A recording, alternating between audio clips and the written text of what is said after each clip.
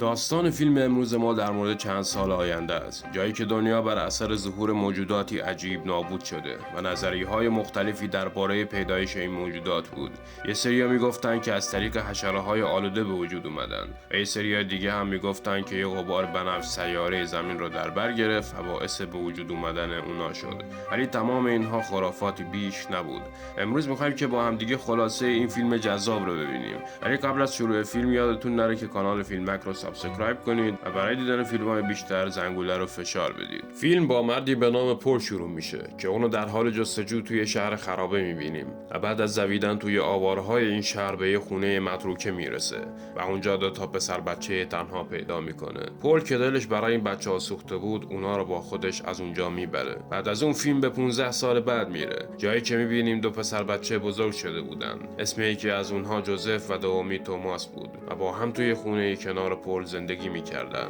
اونا روزا رو بیرون از خونه میرفتن و شبا هم باید قبل از غروب آفتاب برمیگشتن. یکی از این روزا توماس دیر میکنه و پل بیرون از خونه منتظرش میمونه تا برگرده. به محض رسیدن توماس دو تایی به سرعت وارد خونه میشن و در پنجره ها رو با چوب محکم میبندن. بعد از بستن در پنجره ها به شام میرن و در حین خوردن شام پل توماس رو به خاطر تأخیر بازجویی میکنه و توماس هم در جواب بهش میگه که برای کمک به خانواده روز که در مزرعه‌ای در اون حوالی بود رفته بود. پل هم بعد از شنیدن حرفای اون بهش میگه که اگه دفعه دیگه دیر برسه دیگه اجازه خروج از اونجا رو بهش نمیده. بعد از خوردن شام در حالی که جوزف و توماس در حال شطرنج بازی کردن بودن، سگشون روکو شروع به کندن زمین میکنه تا خطری نزدیک رو بهشون اطلاع بده. توماس و پل هم با دیدن بیقراری سگ به سرعت به زیر زمین میرن و دوتایی در پشتی رو محکم میگیرن. در همین حین یه چیزی از اون پشت به در حمله میکنه و بعد از زدن چند ضربه از اونجا میره.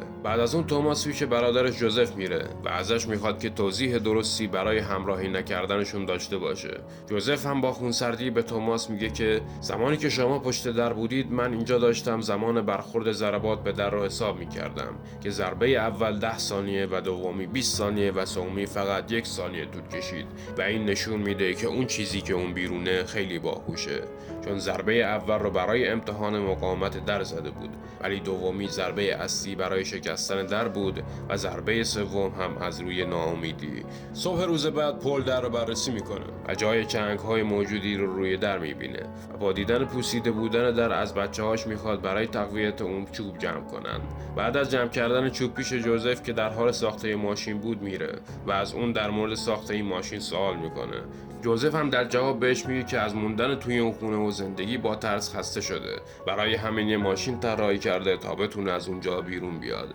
ولی مشکل اینجاست که این ماشین روشن نمیشه. پل هم با دیدن ماشین از ایده جوزف خوشش میاد و در حالی که داشت دستی به سر روی ماشین میکشید رله های اونو جابجا میکنه و بعد از استارت زدن اونو روشن میکنه. جوزف با دیدن روشن شدن ماشین ذوق میکنه و دوتایی به همراه توماس برای یادگیری رانندگی به جنگل میرن و بعد از چندین بار خاموش شدن ماشین بالاخره پل رانندگی رو به جوزف یاد میده. بعد از آموزش رانندگی دوباره به خونه برمیگردن و حالا که صاحب ماشین شده بودن، پل از بچه‌هاش میخواد که برای تقویت در پنجره‌های دیگه چوب‌های بیشتری رو بیارن. ولی توماس از این موضوع ناراحت میشه چون از اون قول گرفته بود که بهش اجازه بده تا مزرعه روز بره، ولی پل به خاطر امنیت خونه که مهمتر بود زیر قولش زده بود. توی مسیر رفتن توماس ناراحتیشو سر جوزف خالی میکنه و بهش میگه که مقصر اون بوده چون زود رانندگی رو یاد نگرفت و پدرشون هم به خاطر مراقبت از جوزف اونو همراهش فرستاده. جوزف بعد از شنیدن حرفای توماس بهش میگه که نیازی به مراقبت اون نداره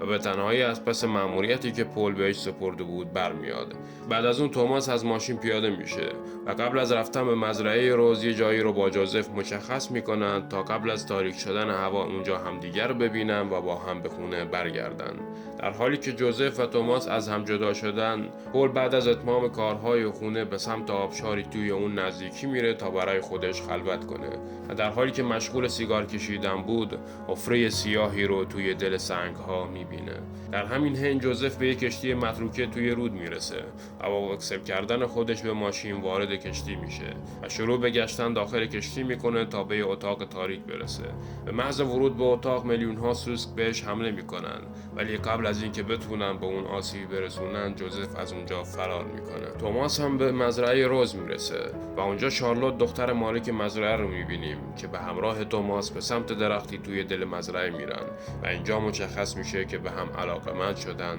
و دلیل اصرار توماس برای رفتن به مزرعه روز همین بوده. بعد از رسیدن به اونجا شارلوت ازش میخواد که با هم بازی مزخرف نظریه آخرالزمان رو انجام بدن که بازیش به این شکل بود که هر کسی فقط 10 ثانیه وقت داشت که توضیح بده چطور زمین به این روز افتاده. اول شارلوت شروع میکنه و اینجوری توضیح میده که یه حشره آلوده انسانها رو نیش میزنه و باعث مرگشون میشه و وقتی نوبت توماس میرسه اونم اینجوری توضیح میده که یه غبار بنفش از ناکجا آباد پیدا میشه و یه سریا با استشمام اون تبدیل به گرگ میشن و به دل جنگل میرن و همینجا وقت توماس تمام میشه. شارلوت بعد از شنیدن توضیحات توماس شروع به خندیدن میکنه و توماس هم بهش میگه که محض اطلاعات ممکنه اینا واقعی باشن. بعد از اتمام بازی هوا داشت تاریک میشد و توماس باید زود به خونه برمیگشت، ولی قبل از رفتن شارلوت ازش میخواد که اونو برای 10 ثانیه بغل کنه و توماس بعد از بغل کردن شارلوت به سرعت به سمت خونه میره، ولی توی مسیر پاش به یه سنگی گیر میکنه و توی غاری تو دل جنگل میفته. در همین حین جوزف که از کشتی بیرون اومده بود سوار ماشین میشه که سریع به خونه برگرده، ولی از شانس بدش ماشین روشن نمیشه و بعد از چند بار امتحان کردن با جابجا کردن رله های ماشین بالاخره موفق میشه که اونو روشن کنه و به سمت جایی که قرار بود توماس رو ببینه میره تا اونو سوار کنه. ولی توماس که توی غار افتاده بود رو اونجا پیدا نمیکنه و مجبور میشه تنهایی به خونه برگرده. به محض رسیدن به خونه پل که میبینه جوزف تنهاست در مورد توماس ازش سوال میکنه و جوزف تمام جزئیاتی که اتفاق افتاده بود رو به پدرش توضیح میده. پل با شنیدن حرفای جوزف ازش میخواد تو خونه بمونه تا به همراه روکو برن و توماس رو پیدا کنن و بعد از بردن تمام تجهیزات لازم برای پیدا کردن توماس به سمت جنگل میره. در همین حین توماس که توی غار افتاده بود برای پیدا کردن مسیر خروج سعی میکنه که فندکی که به همراه داشت روشن کنه و در حالی که مشغول روشن کردن اون بود یه موجودی بهش حمله میکنه و توماس از شدت ترس فریاد میزنه و با چاقویی که به همراه داشت این موجود رو زخمی میکنه که همین باعث عقب نشینیش میشه. پل که صدای توماس رو شنیده بود به سرعت به سمت صدا میره و زمانی که یه موجود دیگه از بالا به توماس حمله میکنه توی لحظه آخر خودش به اونجا میرسونه و توماس رو نجات میده. بعد از اون با روکو وارد غار میشن و تمام ورودی های به سمت غار رو میبندن، ولی این موجودات باهوش شروع به حمله از زیر زمین میکنن و برای اینکه از ورودشون جلوگیری کنه پل از جون خودش میگذره و بمبی که با خودش آورده بود رو توی حفره میذاره و اونو منفجر میکنه. و اما توی خونه جوزف که تنها شده بود بعد از بستن در پنجره ها جلوی در ورودی روی یک صندلی به خواب میره و در حالی که یکی از درها رو درست نبسته بود دست موجودی دریچه رو باز میکنه و برای مطمئن شدن از خواب بودن جوزف ناخونش رو به سمت اون دراز میکنه و بعد از مطمئن شدن وارد خونه میشه و محض ورودش جوزف تنابی که توی دستش بود رو میکشه و یک قفس از سقف روی سر این موجود میفته و جوزف که به عمد در رو باز گذاشته بود این حیوان عجیب الخلقه رو شکار میکنه و بعد از شکار کردنش ملافه روی قفس میکشه و به خواب میره. صبح روز بعد از بیدار شدن جوزف متوجه میشه که هنوز پدرش و توماس به خونه برنگشتن. به خاطر همین برای پیدا کردنشون سوار ماشین میشه و به سمت جنگل میره. در همین حین توماس و روکو رو میبینیم که خاک‌های روی غار رو کنار میزنن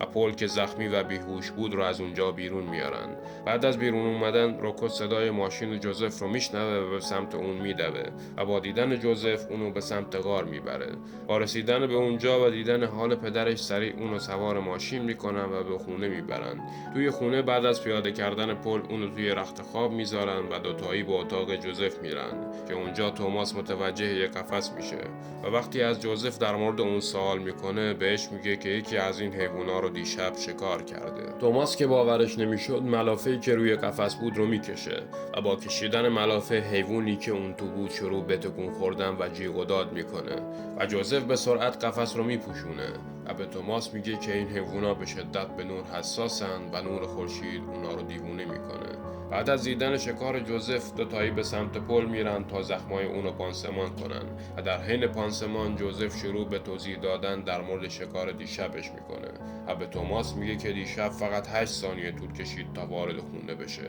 و این کمترین زمان ممکن تا الان بود و یکی از اونا هم بیرون بود، ولی به محض شکار شدن این یکی به سرعت از اونجا فرار کرد و به برادرش میگه که حس میکنم یه چیزی سر جاش نیست. توماس با شنیدن حرفای جوزف برای اینکه کم نیاره بهش میگه که اونم دیشب توی غار چند تا از این حیوونا رو کشته و جوزف که باورش نشده بود از توماس میپرسه که به تنهایی اونا رو کشتی. توماس هم برای ثابت کردن خودش به طبقه بالا میره تا حیوانی که تو قفس بود رو بکشه، ولی جوزف ازش میخواد که دست نگه داره چون اونو برای انجام یه سری تحقیقات نیاز داره و در حالی که مشغول جر و بحث بودن حیوان از قفس بیرون میاد و به زیر تخت میره و بعد از اون به آرومی از زیر تخت بالا میاد و روکو با دیدن اون شروع به پاس کردن میکنه که همین باعث میشه که حیوان از پشت تخت بهشون حمله کنه،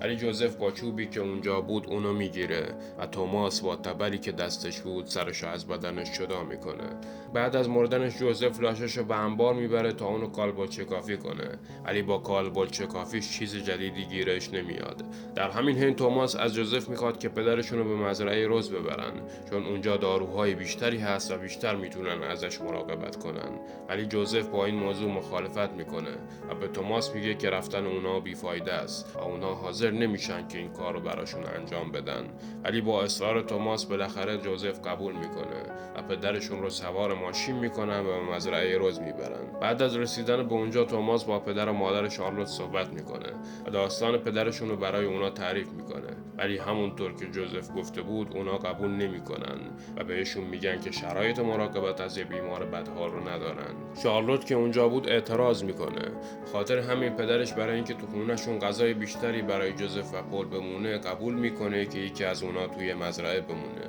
جوزف با شنیدن حرفهای مالک مزرعه به سمت ماشین میره و زمانی که توماس دنبالش بیاد بهش میگه که تو از خداته که اینجا بمونی و تمام این داستانها زیر سر تو بود، اگه اون روز اینجا نمی اومدی این بلا سر پدرمون نمی اومد. توماس با شنیدن حرفهای برادرش ناراحت میشه و اونو روی زمین میندازه و با دستاش خفش میکنه، ولی به سرعت پشیمون میشه و اونو رها میکنه. جوزف بعد از بلند شدن سوار ماشین میشه و پدرشو به سمت خونه میبره و توماس هم به همراه خانواده روز وارد مزرعه میشه و در اونجا شارلوت برای اون غذا میاره و توماس هم بعد از خوردن غذا به شارلوت میگه که برای اولین بار توی زندگیش همچین غذایی رو میخوره و بعد از خوردن غذا دوتایی به اتاق شارلوت میرن و در حالی که توماس برای اولین بار توی زندگیش همچین اتاقی رو میدید به شارلوت نزدیک میشه و در حالی که داشتن عاشقانه همدیگر رو میبوسیدن پدر شارلوت وارد اتاق میشه و از دخترش میخواد که به اتاق دیگه ای بره و اما جوزف توی راه بازگشت چند تا گوسفند میبینه که از شدت ترس به سرعت جابجا میشدن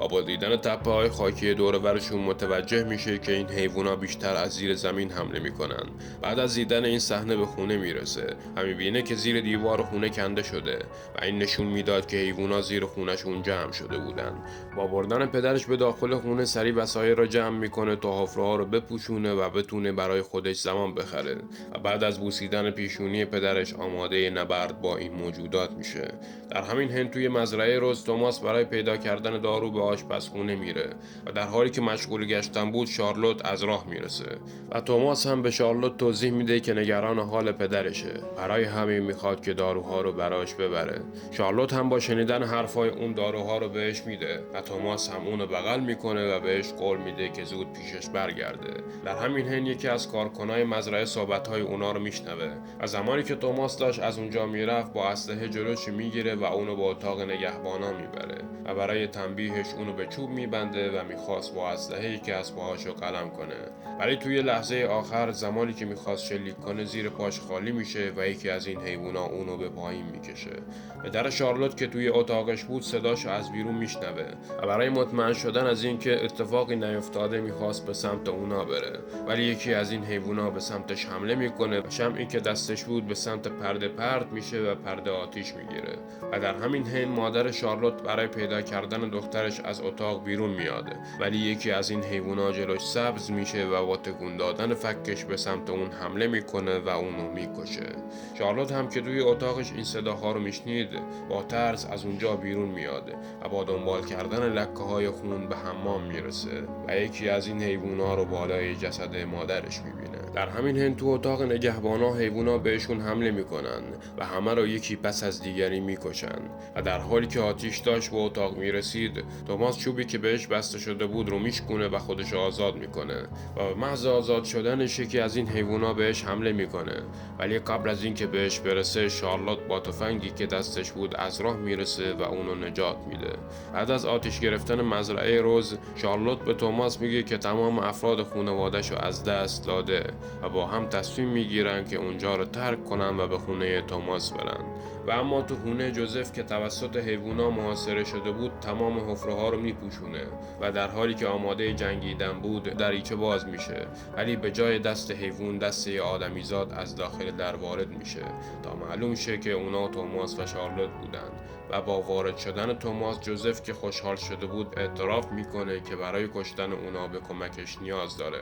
و بعد از اون نقشه‌شو به توماس میگه و با همدیگه به سمت انباری میرن تا هرچی مواد منفجر اونجا بود رو بالا بیارن. و بعد از بالا بردن کپسول‌های گاز و بشکه‌های بنزین، یه فریزر قدیمی رو هم با خودشون بالا میارن. و در حالی که جوزف مشغول چیدن وسایل بود، صدای چند تا از این حیوونا رو میشنوه و از توماس و شارلوت میخواد که براش زمان بخرن و اونا هم در پنجره ها رو محکم میکنن. در همین حین یکی از حیوونا از شومینه وارد اتاق پل میشه و یکی دیگه از اونا هم از دری که توماس پشتش قایم شده بود وارد میشه، ولی توماس با چاقویی که دستش بود اونو میزنه و بعد از درگیری موفق میشه که اونو بکشه. بعد از کشتن اون، یکی دیگه از اونا به شارلوت حمله میکنه و دختر شجاع فیلم ما هم با اسلحه‌ای که دستش بود از شرش خلاص میشه. در همین حین جوزف بنزین رو روی وسایل میریزه و یکی از سیگارهای پدرش روشن میکنه و به عنوان تایمر روی وسایل میذاره تا به آرومی آتیش بگیره تا وقت کافی برای قایم شدن رو داشته باشن. و در حالی که داشتن فریزر رو به اتاق میبردن، پل با صورتی پر از خون وارد میشه و اینجا مشخص میشه که حیوانی که بهش حمله کرده بود رو کشته. اسلحه رو از دست شارلوت میگیره و چند تا تیر به کف زمین میزنه و زمانی که چند تا حیوان به طبقه بالا میرسن، قشنگ بهشون اجازه میده که نزدیکش بشن و با نزدیک شدنشون با ضربه پاچوب‌های کف رو میشکونه و حیوونا رو به پایین میندازه. ولی چند تا از اونها دوباره بهش حمله میکنن و توماس و جوزف و شارلوت از راه میرسن و اونا رو میکشن. بعد از کشتن اونا با همدیگه میرن که توی فریزر قایم بشن تا از انفجار در امان باشن، ولی پل با اونا نمیره و در از بیرون قفل میکنه تا جلوی حیوونا رو بگیره و براشون زمان بخره. و در حالی که با حیوونا داشت میجنگید، لحظه‌ای که جوزف و توماس رو پیدا کرده بود به یادش میاد که چطور بهشون قول داده بود که ازشون مراقبت کنه. و در همین حین آتیش به بنزین میرسه و خونه روی هوا میره و جوزف و توماس و شارلوت که به همراه روکو توی فریزر در حال چرخیدن بودن، جلوی ورود شعله ها رو میگیرن و بعد از اتمام انفجار از فریزر بیرون میان و شروع به گشتن زیر آوار برای پیدا کردن پل میکنن. ولی به جای پل، دست یکی از این حیوونا که در حال سوختن بود از زیر آوار بیرون میاد و با دیدن اون سوار ماشین میشن و از اونجا فرار میکنن. و این حیوونا هم حلقه ای از آتیش رو تشکیل میدن و اونها رو دنبال میکنن. ولی توی لحظه آخر قبل از اینکه به ماشین برسن، جونشون تموم میشه و میمیرن. جوزف و توماس هم ماشین رو نگه میدارن و برای اولین بار توی زندگیشون ستاره های شب رو توی آسمون میبینن. با فرارسیدن صبح به خونه برمیگردن و تصمیم میگیرن که برای زندگی کردن به جای دیگه ای برن. و بعد از خداحافظی و ادای احترام به خانواده شارلوت، با همدیگه سوار ماشین میشن تا مزرعه رو توی اون نزدیکی برای زندگی جدید پیدا کنن. و به این صورت قصه فیلم امروز ما به پایان میرسه. مرسی که تا اینجا همراه من بودید. برای دیدن خلاصه فیلم های بیشتر، کانال فیلمک رو سابسکرایب کنید و زنگوله رو فشار بدید.